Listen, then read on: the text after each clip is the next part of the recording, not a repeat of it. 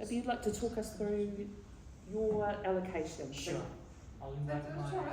Cool. So before we begin this process, I did a bit of fact finding from my group, or well, from the other groups, and I spoke to Brian, for example, and I said, can you run me through what you currently do, what your appetite is at the moment of doing that communication? And he advised me at the moment with the volunteer capacity, they're doing 2 meets per month, which means it's sustainable. They've done it for the last 6 months, and it's happened that way.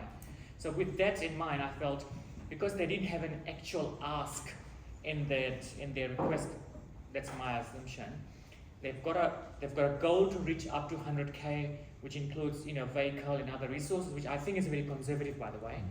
I thought, well, if they're doing 2 meets a month, then that's $1,000 based on a $500 per event. So I knew, with that in mind, I spoke to my partner in this, and we said, well, if we gave everyone else what they wanted to, and let's see what the remainder is.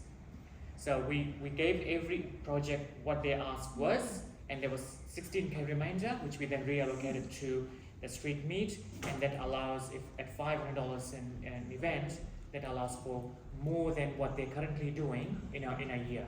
So there's a little bit more for other resources to support them. So that was our rationale. How much did you allocate them? 16K. 16. Yeah.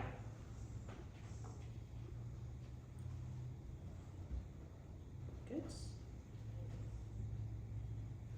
How about the rest? The rest got everything they asked for. Oh Yeah. yeah, easy. So everything on this list here? Yes, yeah, and so for example, I'll take you through what we thought the reasons were. So the reach was, do you read community? Because when the person spoke to me, or spoke to us, I thought he ticked quite a few boxes. Of course, it supports this event, but he talked about how this actually gets people out of their houses, addresses issues like loneliness, anxiety, all of that kind of stuff as well. So that was the reach component for us. The need was the cafe, the Sustainable Repair Cafe. Without that money, that program isn't happening because they don't have any resources. So that's an actual need there.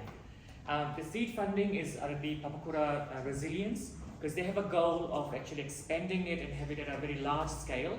So the 16K actually takes them towards it, hence the pure seed funding.